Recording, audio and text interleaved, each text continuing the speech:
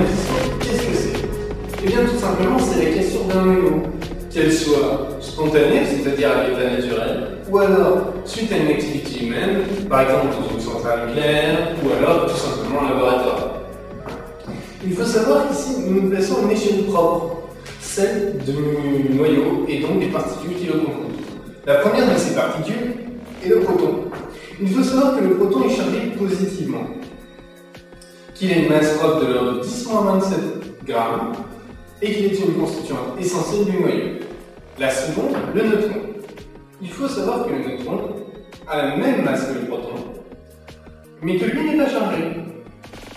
Il n'est donc pas soumis à certaines forces. Et on le trouve également dans le noyau. Ensuite, l'électron. Dans la nature, on le trouve généralement sous forme de cortège et il forme ainsi avec le noyau l'atome.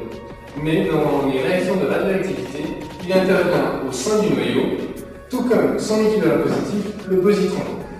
Le positron, lui, est chargé positivement. Il n'a pas de masse propre, tout comme l'électron, et intervient également lors de la radioactivité. Bien, voyons maintenant la fission en elle-même. Il faut savoir que, pour assurer la cohésion du noyau, il y a 4 forces qui agissent. La première, l'interaction forte. Elle lie toutes les particules entre elles à l'intérieur du noyau. C'est par exemple un proton et un neutron. Elle a un rayon d'action suffisamment grand pour agir dans tout le noyau. Ensuite, l'interaction faible. Il faut la considérer comme ponctuelle. C'est la seule interaction qui va faire changer une particule en une autre, par exemple un proton en un neutron, et inversement. L'interaction électromagnétique maintenant, c'est elle qui va faire s'attirer 2 charges différentes et se repousser 2 charges de même nature, par exemple 2 protons. Enfin, l'interaction gravitationnelle, elle peut être considérée comme négligeable également, car les masses mises en jeu sont extrêmement faibles. Comme je l'ai déjà dit, 10-27 grammes. Dans les calculs, ça compterait extrêmement peu. Bien, observons maintenant quels atomes peuvent fissionner. Sur ce schéma, la value de la stabilité, on peut observer que certains atomes ont une structure plus stable que d'autres. C'est comme c'est le cas par exemple pour le carbone 12.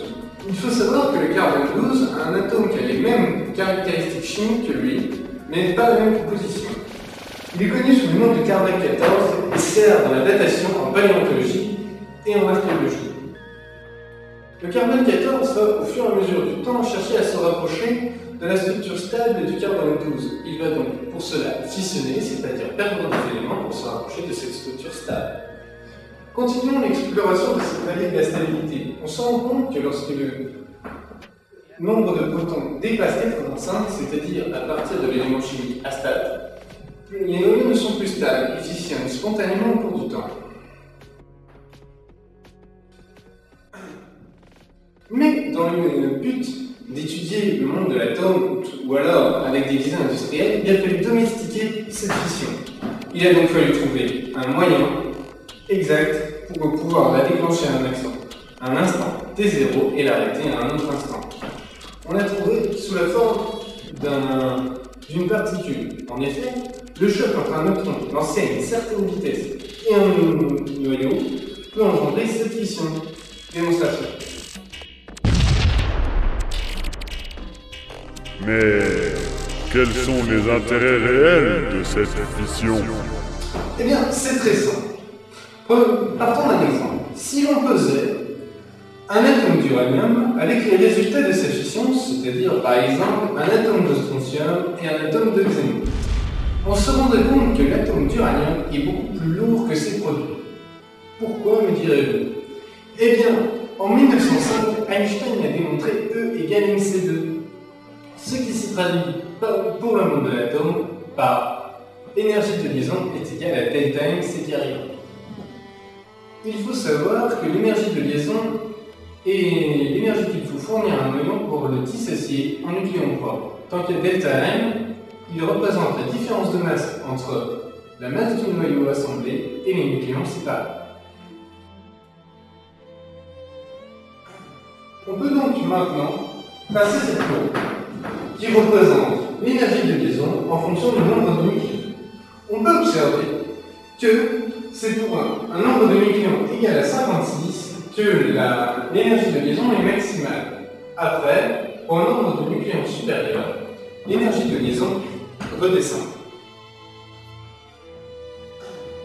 Prenons maintenant un exemple numérique. Nous allons calculer les différentes énergies de liaison de l'atome d'uranium, du strontium et du zinc.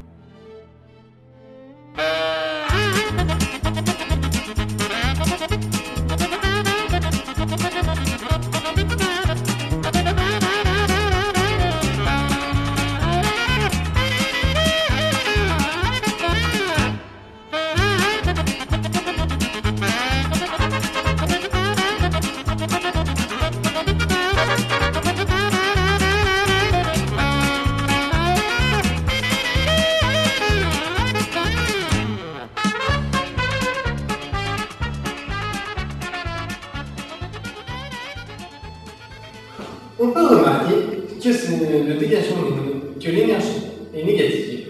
Cela implique un dégagement hors du système de cette énergie, sous forme de chaleur par exemple. On peut également reconstruire ces équations sous forme de ce schéma de bilan énergétique. Il faut savoir que c'est le dégagement de chaleur qui est très intéressant pour ces applications industrielles, notamment dans la production d'électricité.